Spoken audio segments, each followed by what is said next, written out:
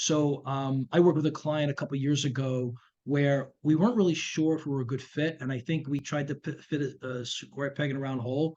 And I said, "Listen, I'm a very blunt person."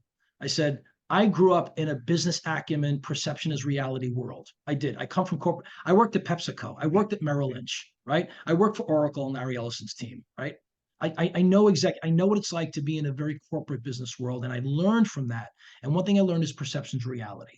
But what I can tell you, when I turn on the coaching mode, I have no filter, and I can come across aggressive, but I give it to you in a way that is going to imprint on you that you're not going to forget it.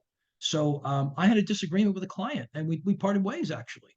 I was fairly direct with one of the people on his team, and he said, "Anthony, I'm not really happy with the way you gave the feedback." I said, "Well, we agreed that you wanted me to give unfiltered feedback, and I told you ahead of time, right?"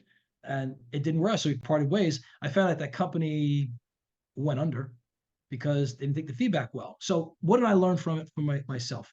Set the expectations up front, right? Um, there's an old term, you get what you see, right? It's like I am who I am. I know I come across very high energy, very passionate. Real quick, so Jared Haynes is responsible for me to getting in the solar business. I hadn't seen Jared in a long time. We got together last night. He's now the CEO of Catalyze, which does large project acquisition.